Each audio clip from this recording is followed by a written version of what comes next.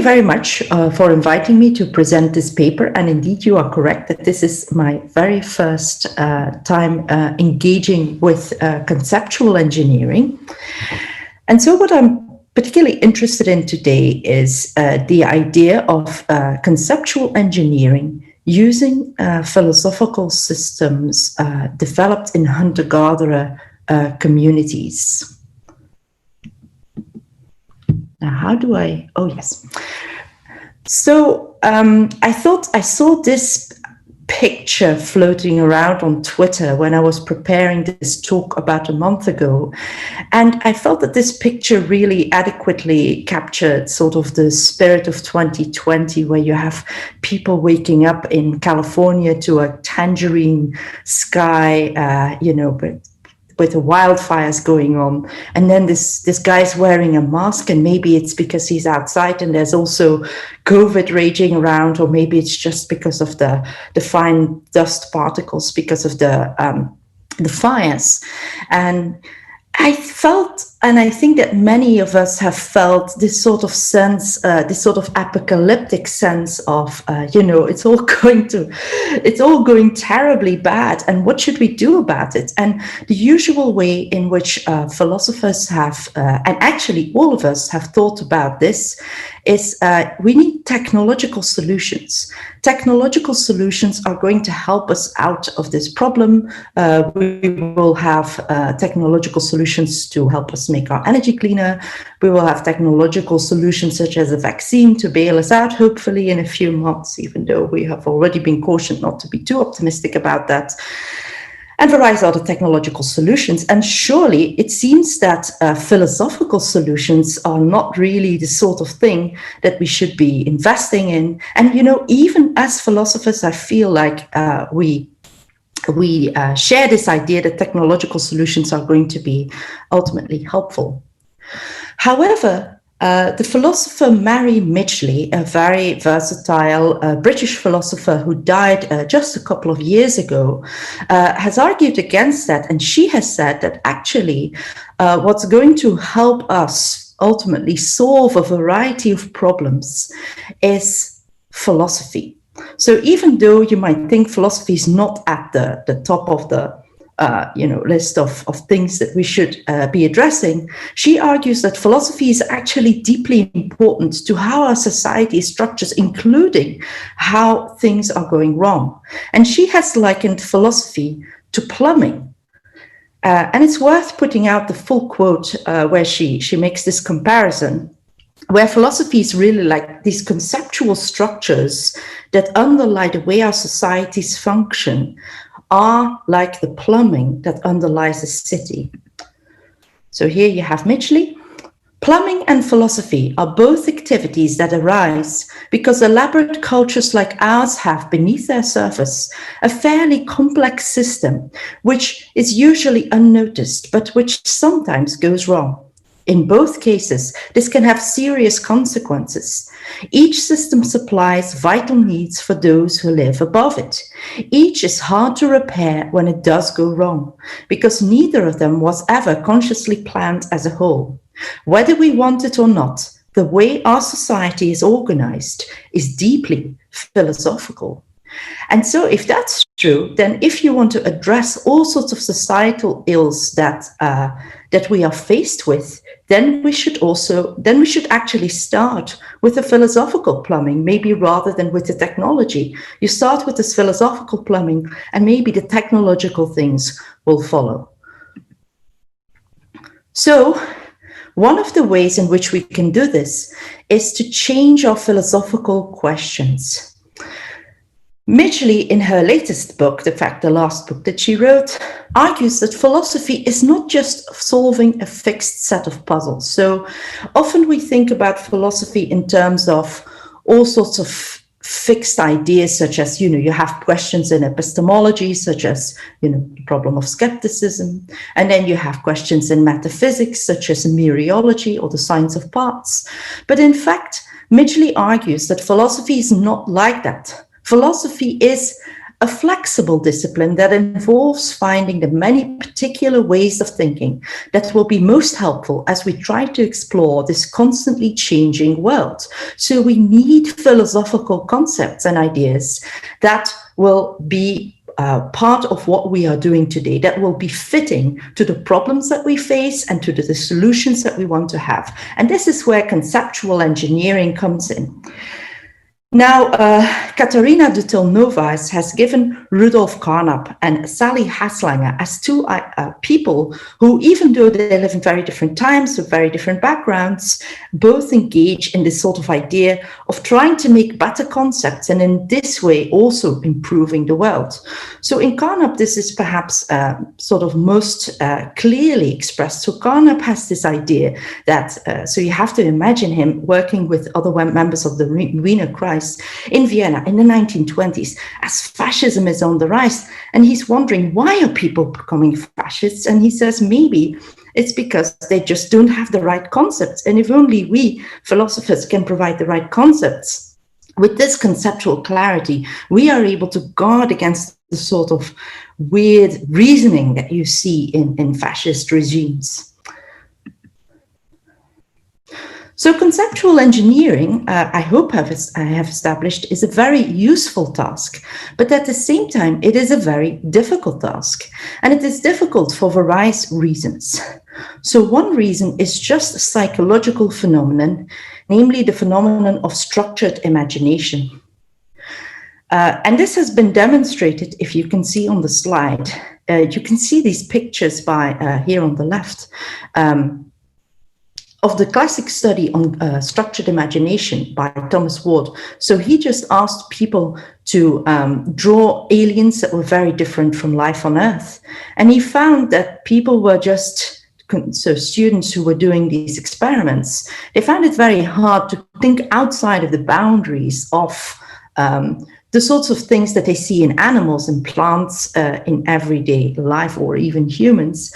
And you can see here, like, they have bilateral symmetry and they just look like the aliens that people draw, just look like animals and plants and other structures on Earth. And they have like animal sense organs and so on.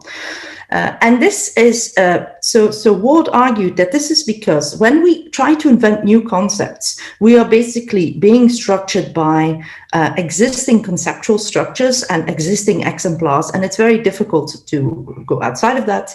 And I have established a while ago that the same is true for scientific imagination, and it's also been shown in product design that we're constrained in this way. So it's actually a feature of human psychology that is really difficult to think of things quite different. Now, if you think about philosophy departments in Western countries, then another thing to note about them is that they are mostly dominated with people from with so-called weird psychological features. So weird means Western, educated from industrialized nations and rich democratic countries. And so they have these weird psychological features. At least Henrik has argued that in many respects, people from such countries, so most philosophers in Western academic departments, find themselves at the tail end or at the extreme end of various psychological measures, such as individualism or attributing or explaining the actions of others through their intentions.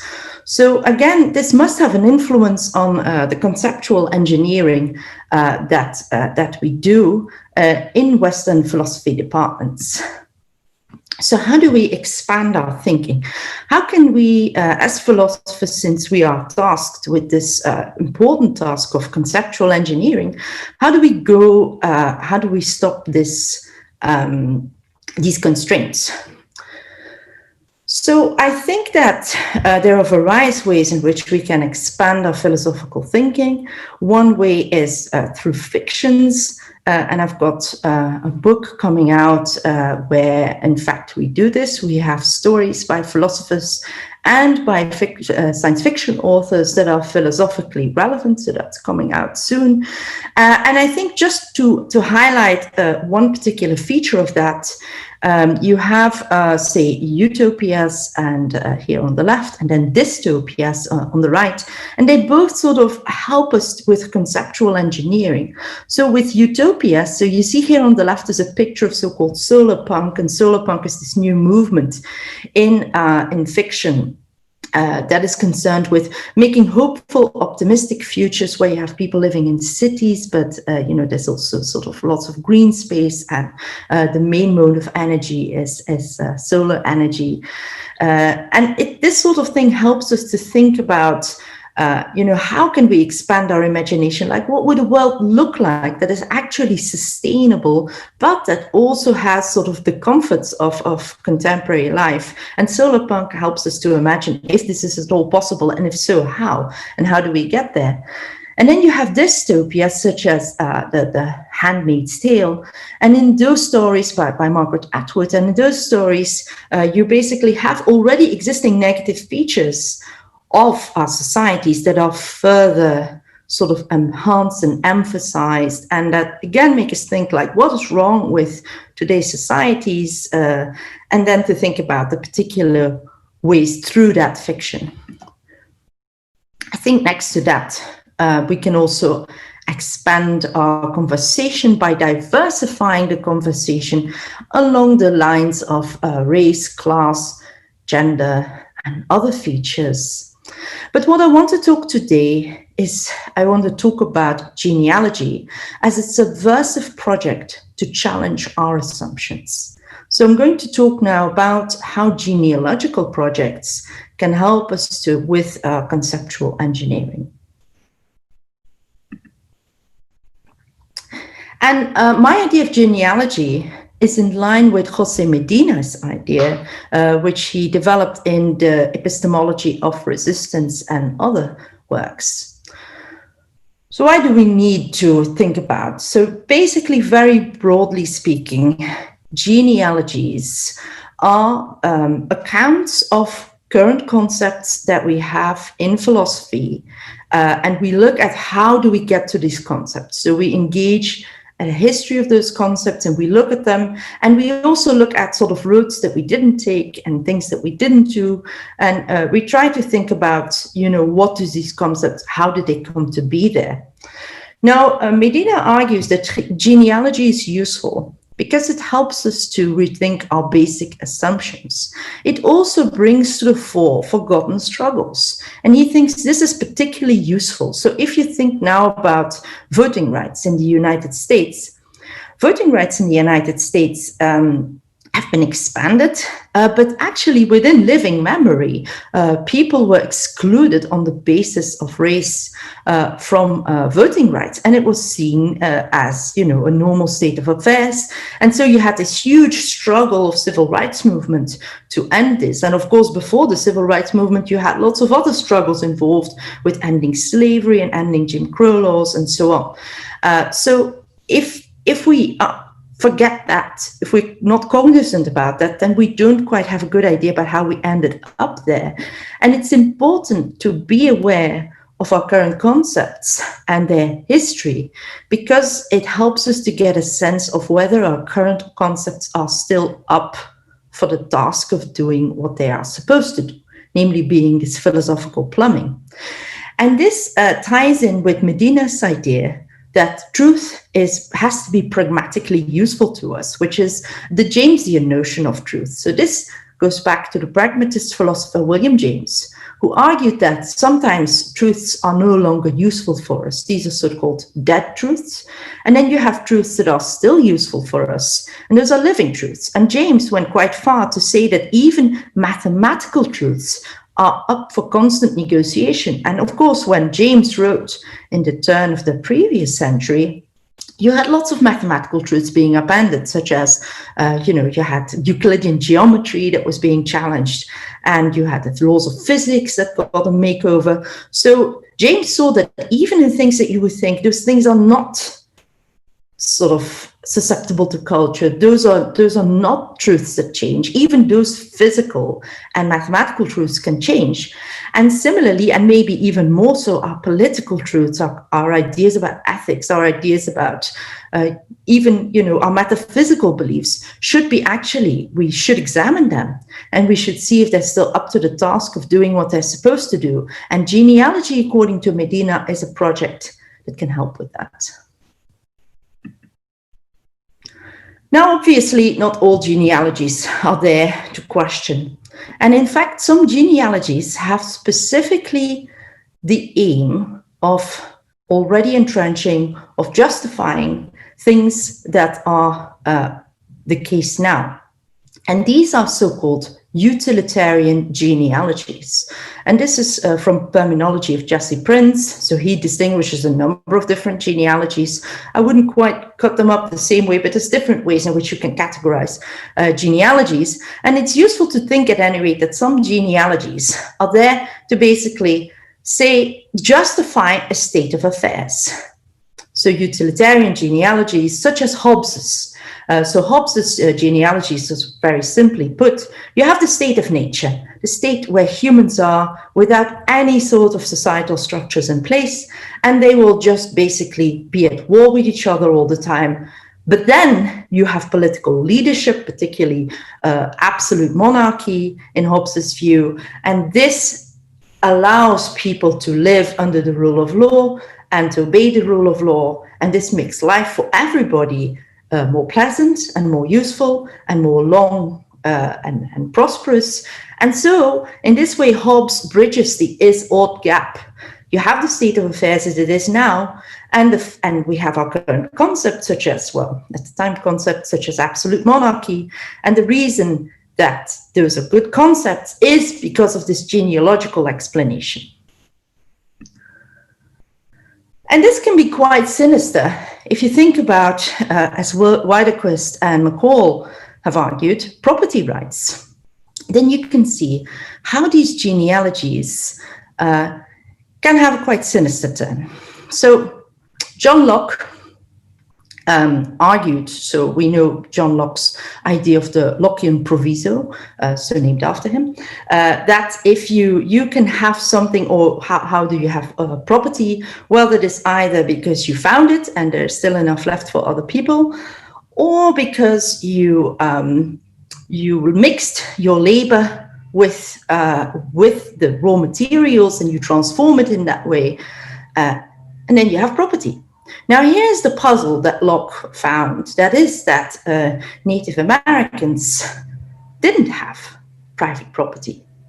And so one of the things he's arguing is that Native Americans actually can't have the sorts of comforts of life because they lack property. And property is very important in Locke's view to have the comforts of life. So here's a quote.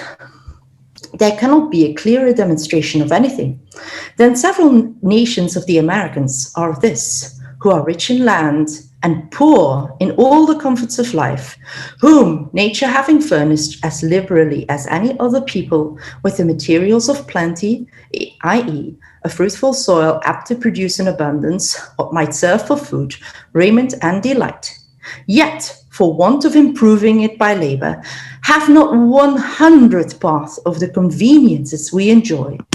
And the king of a large and fruitful territory there feeds, lodges, and is clad worse than a day laborer. I did clock, so I didn't feel like falling asleep. That's good.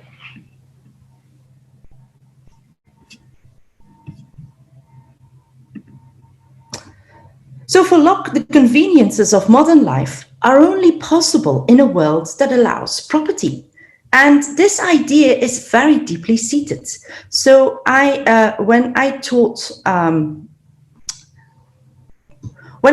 Oxford Brookes, I taught Intro to Ethics.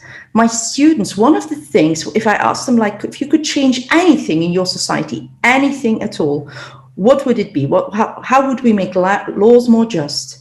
Then many of my students said, ending inheritance tax. Like, this was on the top of their list. And I found it really intriguing that they thought that of all the injustices in British society, inheritance tax was so high up the list. Now, this might be part of the demographic of Oxford Brookes, which is mostly populated with wealthier, white British who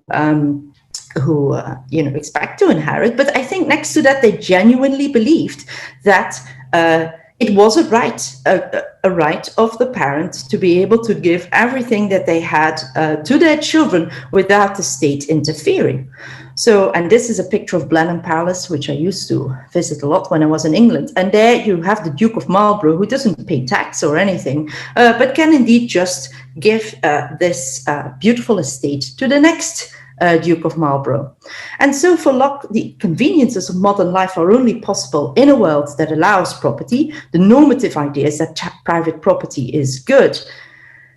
But a challenge remains, and genealogy helps us to address this. Is property really the best way to organize society? And one way we can have a clearer answer to that question is to look at the role that property plays in other societies and in non-Western societies, particularly small-scale societies. And also, how do we get to this notion of property, and how does it tie with things like wealth? So in 1972, Marshall Sahlins wrote a very influential book called The Original Affluent Society. And in that book, Sahlins challenged seriously the idea that is very long-standing in philosophy, namely that people in small-scale societies have, as Locke would put it, not 100 of the conveniences of even a very poor person in England. In fact, Marshall Sahlins argued that hunter-gatherers are the original affluent society. And if we look in detail at this passage in the beginning of the book, we get a sense of how Sahlins, though he's an anthropologist, not a philosopher, engages in a genealogical project, namely to think about in Western societies, what is the concept of wealth? As he says, by the common understanding, an affluent society is one in which all the people's material wants are easily satisfied. To assert that the hunters are affluent is to deny then that the human condition is an ordained tragedy, with man the prisoner at hard labor of a perpetual disparity between his unlimited wants and his insufficient means. For there are two possible causes to affluence. Wants may be easily satisfied either by producing much or desiring little. The familiar concept makes assumptions peculiarly appropriate to market economies, that man's wants are great, not to say infinite, whereas his means are limited, although improvable. Thus, the gap between means and ends can be narrowed by industrial productivity, at least to the point that urgent goods become plentiful. But there is also a Zen road to affluence, departing from premises somewhat different from our own.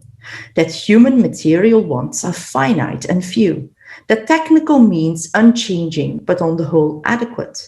Adopting the Zen strategy, a people can enjoy an unparalleled material plenty with a low standard of living. That, I think, describes the hunter. So the hunters, now more commonly called hunter-gatherers, are small-scale societies that subsist on hunting and gathering, and of course, given land displacement and so on, also increasingly market economy, so some day labor for nearby pastoral and horticultural communities, and also themselves engaging in such things. So with Sahlins, we have a subversive genealogy, a genealogy that looks at our concepts and questions how do we get there? So to go back to the idea of material wants, if we think about the predicament we're in with climate change, one of the reasons Sahlins and Midgley would say we are in this predicament is that we have a concept of wealth, a concept of plenty, a concept of we have it good, that involves a lot of wants and desires, and then us, trying to get there by producing ever more and, getting ever more stuff And so you get this depletion of the environment. You have this big sort of weight on the environment. So genealogies can help us question states of affairs that make us feel like they're inevitable.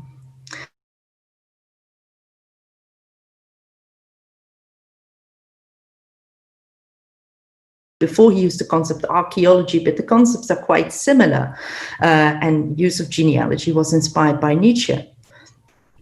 To help us understand those concepts which we tend to feel are without history. And this was notably the concept of madness or folie that he talked about. So the concept of madness, we think that this is just a medical concept, but in fact, it is a concept that is structured by societal expectations, and Foucault, of course, did a lot in clarifying that. And looking at some subversive genealogies, so a very famous example is, of course, Friedrich Nietzsche's idea of the slave revolt in the Genealogy of Morals, where he argues that Christian morality is actually the result of a revolt or rebellion of slaves against master morality, where they were resentful against the cruelty of the masters, and so they overthrew them. And they somehow, and I don't think that Nietzsche actually adequately explains ever how, the slaves are managing to make thanks to their priests, amongst others, to make the masters feel guilty about such things as wealth and plenty and cruelty. And now all those things that the masters used to think are good, the slaves now say this is bad, and this gives rise to this sense of guilt. And that's how you have Christian morality. And basically, Friedrich Nietzsche uses this genealogy to critique Christian morality. So he says it's self-undermining because the demand of truth that comes with it ultimately shows that it's an empty shell. And next to that, it also goes against human biological drives, such as the will to power, which all living things have. So that's just very briefly on Nietzsche's genealogy of morals. And then you have Friedrich Engels with The Origin of the Family, who argues that, so you have the institution of marriage, and how did it come to be this way? Well, says Engels, it used to be that men and women were equals, but then you had the rise of property, and property made inheritance made it thus that since it was going through the male line, that women now found themselves at the mercy of men. And so you have this unequal situation that arises as a result of property that was installed. So I'm interested in hunter-gatherer philosophies, in part because there is this implicit assumption that actually hunter-gatherer communities do not have sophisticated philosophies. And in fact, this idea is very widespread. We see it, for example, in Robert Bella's Origin of Evolution of Religion, in Ariel Glucklich, Joy of Religion, and in work by Boyer, Baumard, and other people from this French sort of cognitive anthropological group. Now, this picture you see here is a painting from the Edo period called The Three Vinegar Tasters, where you have basically Confucius, Lao Tzu, and the Buddha, and they all dip their finger into into the vinegar, and then they have different reactions. And so it's interesting to note that the Buddha, Lao Tzu, Confucius, and various other sort of big figures that we associate with major philosophical and religious traditions, all they can all be situated from about the 5th century BCE to about the 3rd century in large-scale societies. And so the idea is that this is actually where philosophy properly starts. The general idea is that large-scale society cultures allow for possibilities to expand. So, for example, Baumard and colleagues say that it's actually thanks to the accumulation of wealth that it was possible for people in communities where wealth accumulated. So these are not hunter-gatherer communities, but communities that subsist on farming and that have a very elaborate structure of division of labor, that wealth makes it possible for people to to develop all sorts of philosophies that they wouldn't be able to do without.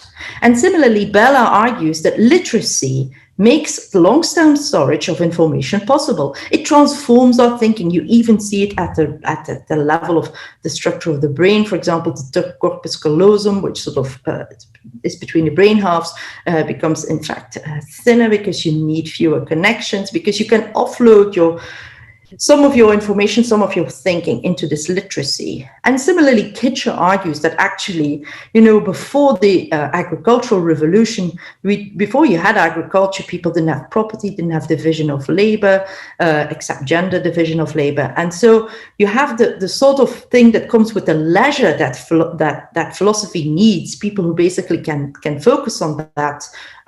You don't really have it before you have in at least our societies, people moving away from hunting and gathering. So just to give one example in a bit more detail, so Baumard and colleagues argue that the increased affluence explains the emergence of what they call ascetic wisdoms and moralizing religions. The current world religions all trace back their origins to the Axial age, this period in the 5th to the 3rd century. So if you think about Judaism and its descendants, such as Islam and Christianity, if you think about Confucianism, Taoism, etc. So why did this happen? Well, they say it's because of affluence, and they see it in terms of, not the Zen way as Sahlins said, but the way of getting actual material goods. Absolute affluence has predictable effects on human motivation and reward systems, moving individuals away from fast life strategies where you have coercive interactions in their view and resource acquisition, and towards slow life strategies, which involve self-control techniques and cooperative interaction. So basically, typically found in axial age movements. And one of the things that they talk about is this marshmallow test. So the marshmallow test is well known. You give this poor kid of about 5, you give them a marshmallow and you say, look, if you wait just a little bit and don't eat it, you get 2 marshmallows. And so, of course, this is a huge, huge difficulty for children to actually not eat the marshmallow. You see how this child is really... And eventually he caves and he eats the marshmallow, or he doesn't. And then after 15 minutes, the experimenter comes back. And the number of minutes that the child can stop itself from eating the marshmallow in the hopes of getting a second marshmallow, that is the self-control. That is the measure of self-control in these studies. And it's very interesting to note that wealthier people in Western cultures who've been tested on this can wait. So the children who are from wealthier households can wait longer. And this, according to Baumard and colleagues, is how you can have axial age religions that have these things like, the golden rule. You really need to be able to have this self-control, and the self-control is possible made by wealth. And they basically have almost this sort of Hobbesian idea that before you have wealth, before you can have accumulation of wealth, you just have this sort of coercive strategies, as they call it. However, I think we should push a little bit back at this and think that while it's true, and while I don't want to deny that large-scale societies make some possibilities easier to realize, I think that living within a large-scale culture also makes other possibilities harder to realize. And moreover, since I'm guessing all of us who are here on this webinar today habitually have lived and continue living in a large-scale society that limits our scope of thinking about what's possible. And that's why I think it's valuable to look at the philosophical systems of hunter-gatherers. Now, I don't want to do that because they would represent some sort of primeval default state, the state of nature, the state of humanity before, things came. So they're not, obviously not sort of fossilized from the past, for various reasons, like obviously hunter-gatherer communities today interact with various other communities, and they have their own history in terms of conceptual structures. But rather, so I don't want to do it because of default state, which is a kind of strange reasoning that anthropologists have argued long against, but rather, I want to do it because hunter-gatherers have social institutions and philosophical systems that are developed within those communities that are worthwhile thinking about, and that are, importantly, as I will show, not inevitable byproducts of their way of living. So I already mentioned this, gives us a better idea. Looking at the philosophical ideas of hunter-gatherer communities gives us a better range of possible human, ethical, political, metaphysical ideas, because we have a wider scope of different ways that humans have engaged with their environment. I think then we do this, it's very important to center accounts by indigenous authors. And I think in part this is because people have philosophers from Western cultures and other cultures to a lesser extent too, have some agenda sometimes when they depict hunter-gatherers. And maybe the most egregious example is Turnbull, who wrote a monograph, a very famous monograph on the Ik from Uganda. Now, he argued that the Ik, who are not pure hunter-gatherers, they also do pastoralism, horticulture, and so on, had cultivated individualism to its apex. So he sort of gave this as an example of a super selfish society. So he argued that the Ik were beyond saving as a society, and moreover, and this is very troubling, that men and women and children could be rounded up at random. He thought that should be a great thing to do, and should be dispersed throughout the country in small units of about 10, and subsequently taken to parts of Uganda sufficiently remote for them not to be able to return. So he was actually advocating very calmly in an academic monograph, cultural genocide, because they were so selfish. Now, actually, we know, thanks to the work of Catherine Townsend and colleagues, that this account is just factually incorrect. In fact, there are lots of social institutions among the Ik to promote generosity. So they are very generous in economic games, such as dictator game, and other games that are used to assess generosity. And they moreover have a philosophy that prizes generosity. So they have this concept of Omora Moran, which is an Ik adage, meaning it is good to share. So this is like, it's a cultural ideal to share. So I think for this sort of reason, that is, it's just less risky if you can center voices by indigenous authors. There is, of course, a problem in that access to academic credentials present formidable obstacles to people from indigenous communities. But nevertheless, as we will see, there are increasingly many works that we can draw upon. So I'll just give a few examples of concepts developed in hunter-gatherer communities to help us think about concepts that we employ, and to think about what are the assumptions that we're making, and what can we learn from the assumptions and the ideas in hunter-gatherer philosophies. So first example is epistemology. So Brian Jazzy Burkhardt has this really cool paper where he describes the core of Cherokee and many Native American philosophies as follows. So he makes this comparison between Coyote and Thales, and he argues that, if you look at Greek philosophy, ancient Greek philosophy, which is still seen as sort of like the basis for all philosophy, particularly for Western philosophy, which is then seen as all philosophy. But if you look at this Greek philosophy and you compare it to Cherokee philosophy, then you see some differences. So if you look at many Native American philosophies have the following two principles. You have the principle of relatedness, which says that when we ask questions, we have to consider that we're part of a big network of humans, animals, plants, and the whole world. And basically that our questions that we are asking are going to have an impact on this world. And we have to keep that in mind. So you don't ask questions for question's sake. You ask questions thinking about, how do my questions impact this world? And the second principle is the principle of the limits of questioning, which means that some questions are just not good questions to ask because they don't have any good ends. So again, this is very much against the sort of Greek philosophy, where you can be a gadfly and just be there and be annoying like Socrates. Like you could be annoying, you could be a gadfly, but you still have to wonder, like, is what I'm doing a useful thing?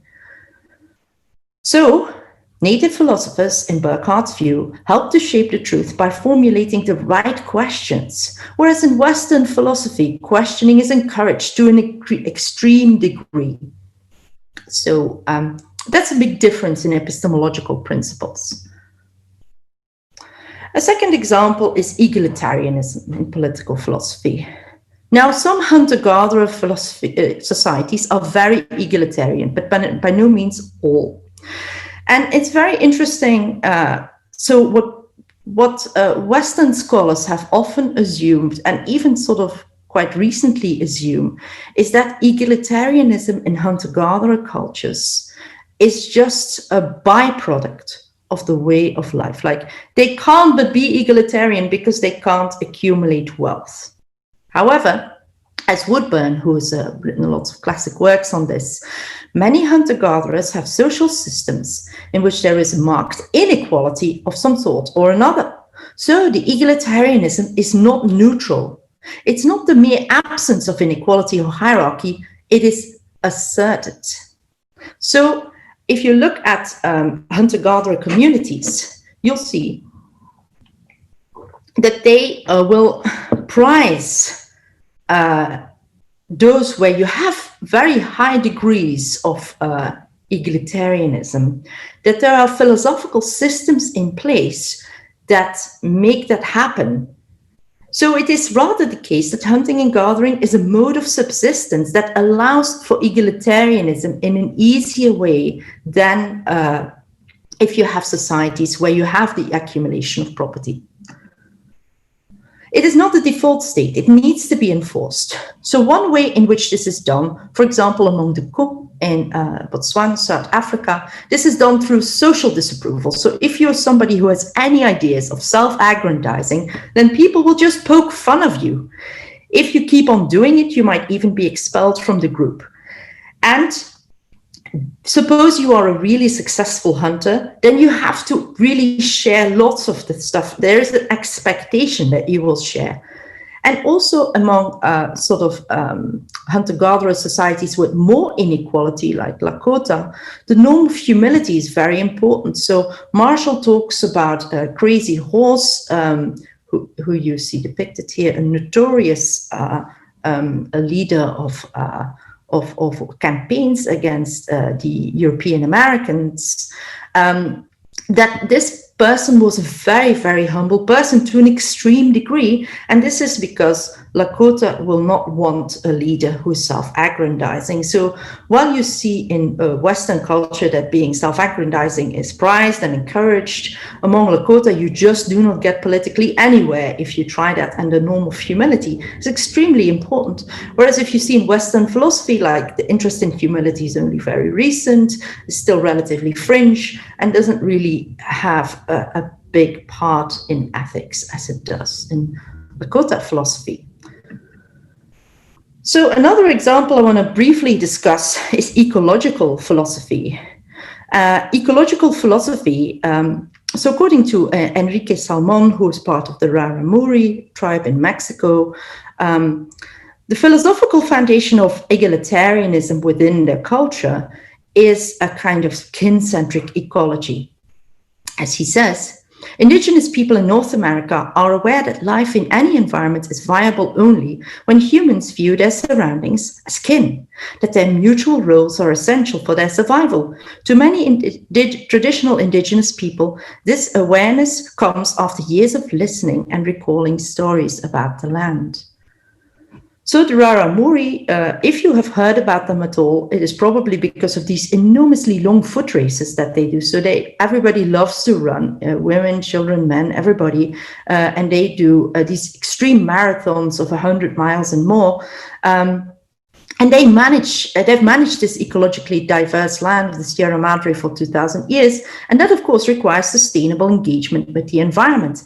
And a central part of that is the concept of iwigara, which is part of the philosophical plumbing of their community. And as Salmon writes, Iwigara is the total interconnectedness and integration of all life in the Sierra Madres, physical and spiritual.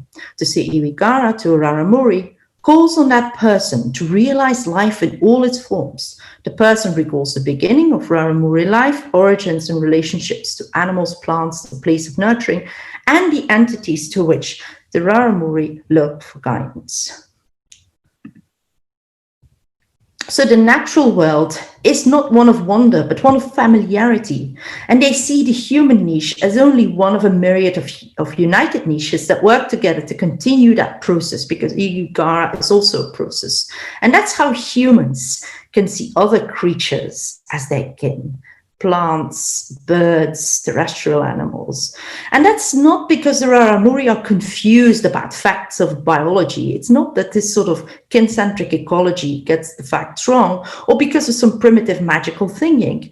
Rather, the idea of seeing the world in kin relations is a kind of philosophical plumbing that helps to address the needs of being able to live sustainably within one's broader environment.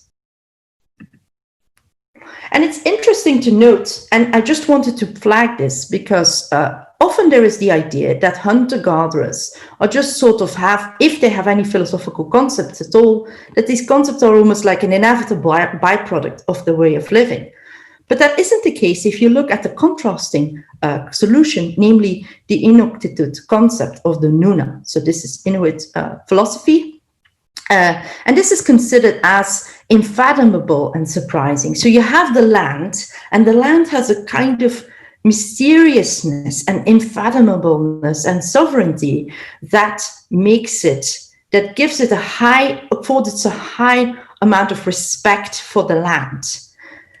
Now, this, according to Rachel Kitsualik, has allowed the Inuit to be so highly successful because they respect this land and can interact with it in ways that Westerners don't quite appreciate or see. And in fact, you can see this in the way that Western philosophers such as Kim Strelny talk about Inuit.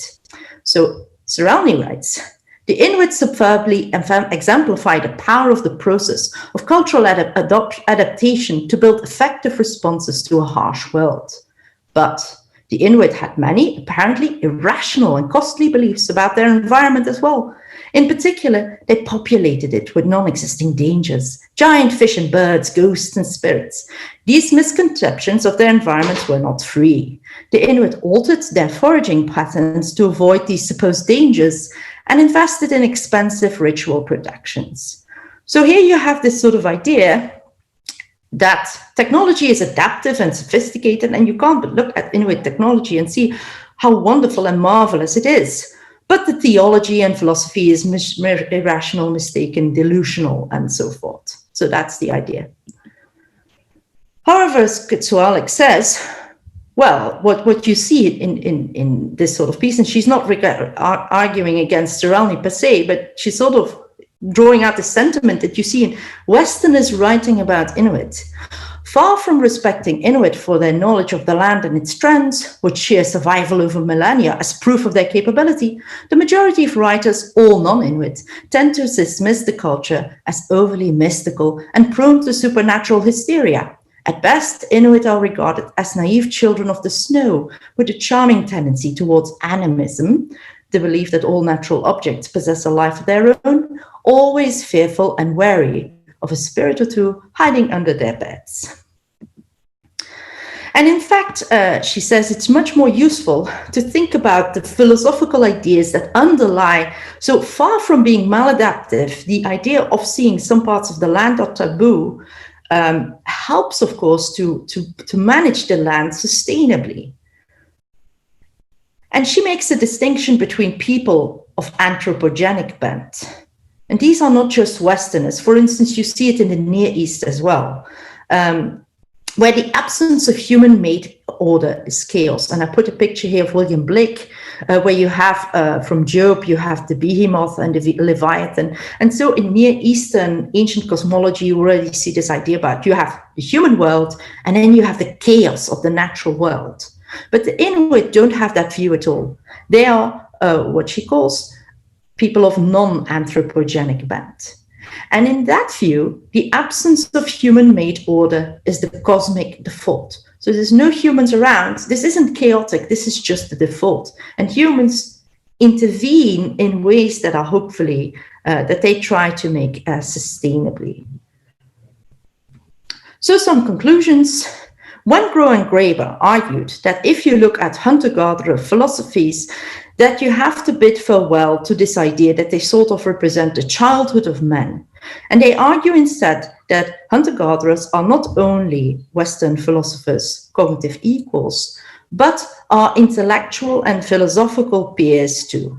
Note that this is a strong claim. It's a stronger claim than claims about potential. So I've heard it before, like if only hunter-gatherers were put in Western philosophy departments, then they could do philosophy if they lived in the right circumstances. That's not the claim. The claim is rather that hunter-gatherers are doing philosophy right now, and it's philosophy that could challenge our thinking.